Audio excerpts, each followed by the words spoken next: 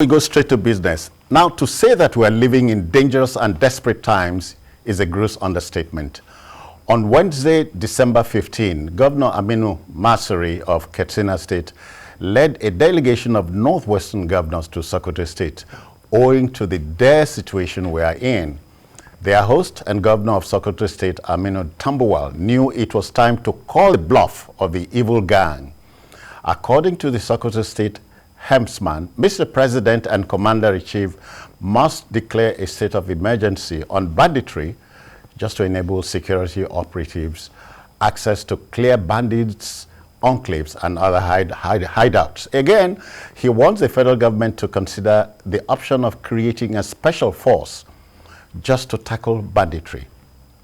Mr. President cannot control the behavior of the governors, but he can choose how to respond to their reaction. Well, all kinds of suggestions these days about how to defeat bandits who have clearly held Nigeria by the jugular. No one feels it more than Governor Tambuwal, because in the last few months, hundreds of people of Sokoto have been killed by these guys, especially since some of the band leaders relocated from the Zamfara commanding height to Sokoto State. Tambuwal has really been feeling the heat.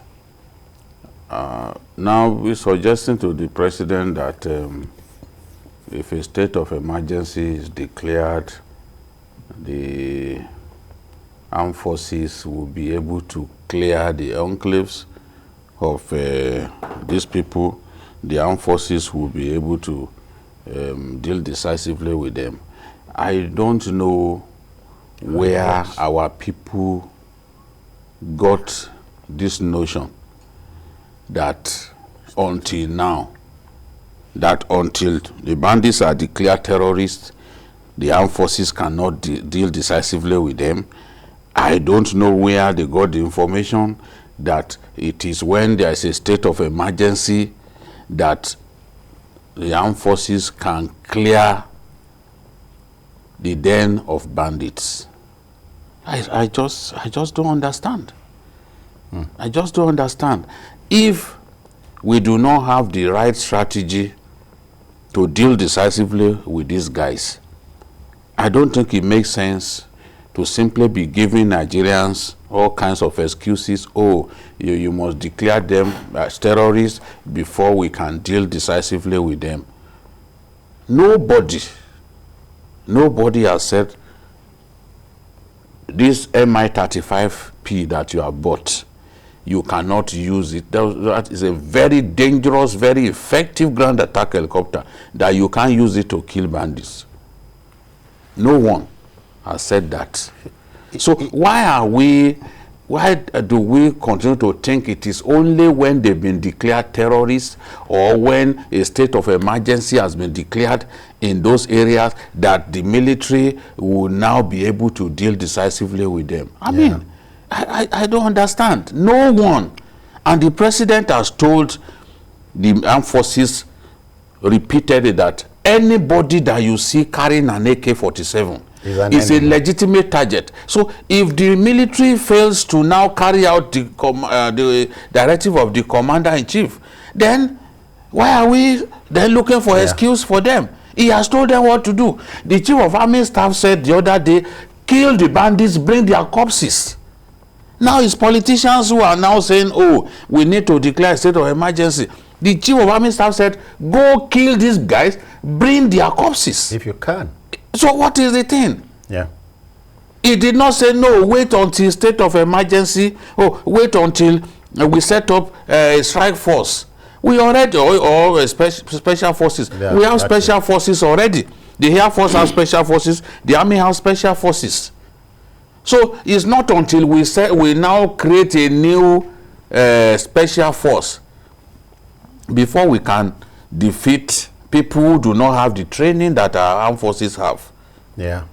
It's like we have simply resigning to fate, and everyone is behaving like, look, this thing, we cannot defeat these monsters. I'm just perplexed. Yeah, Yinka, banditry started like a child's thing just the other day, and people never know what they are capable of until all other options are out. The problem is that is either the president is not taking himself seriously, or the people is giving directory to are not taking themselves seriously. And between the two of them, there must be a way out. If the president has told you that go out there, clear all of them, and you fail to clear them, the president has the right and the duty to show them the way out. And if they know that the order the president has given them is not given from the bottom of his heart, they also have a right to come out and tell us that, look, we are not effectual.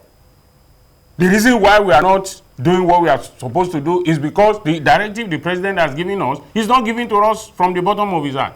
But we have a situation.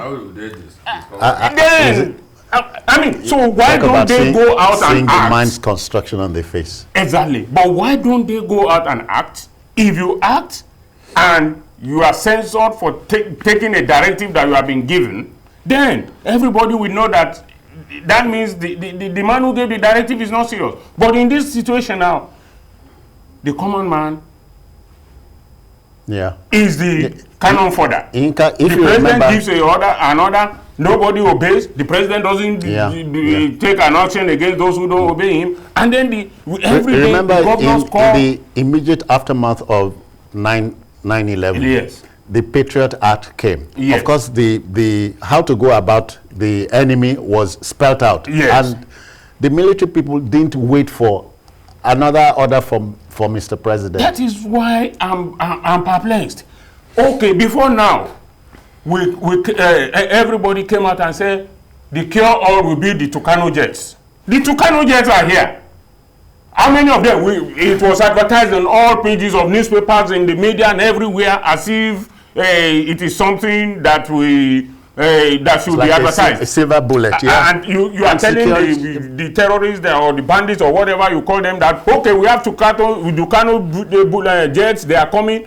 The Tucano jets are here. And you want them to keep quiet. The Tucano jets are resting somewhere. You have wasted billions of naira and dollars on it, and you are not using it. Then why did you waste money to buy it? I mean, you look, the situation has become so tense and so terrible that people have become unshockable, as the late delegate said. Nigerians have become unshockable. Shocked to a state of unshockability. The other day, whether 20, 10, 5, or 1, passengers were burnt in a bus in Sokoto State. And today we are still talking. Nobody has died. Nobody has been arrested. Nothing has been done. I mean, when has life become so brutal and short? Did you talk about decision making? The president is also commander-in-chief, but he also relies on advisors, military and otherwise. Yes. So all hands must be on deck. As you said, the chief of army had said, go after these brigands.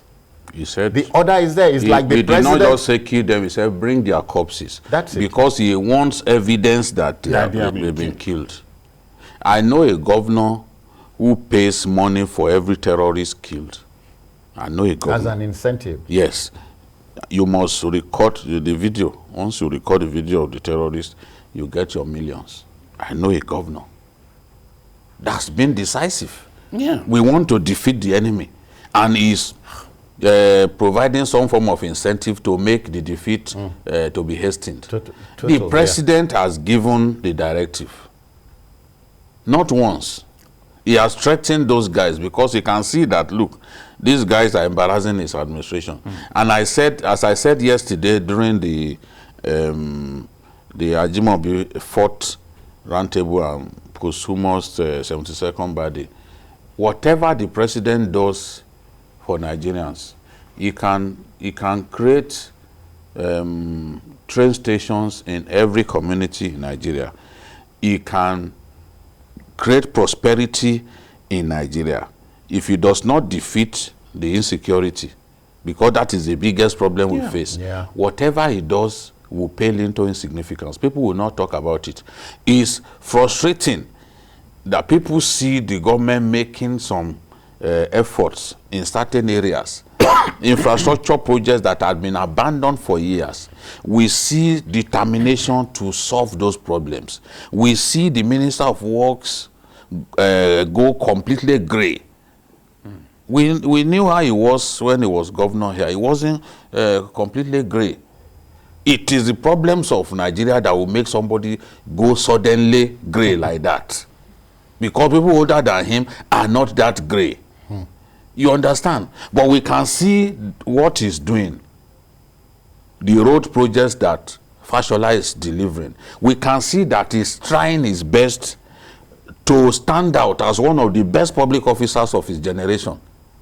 But again, all of this, no one will talk about them unless we defeat the insecurity. When you talk to people, is this insecurity that everybody is talking about? It's not allowing us to look at even some of the finer you can't even things that government have done. If you don't have life. You know, the other day, the former INEC boss, Professor Jega said, 2023 elections remain threatened. Yes, if this insecurity is not put in the bag.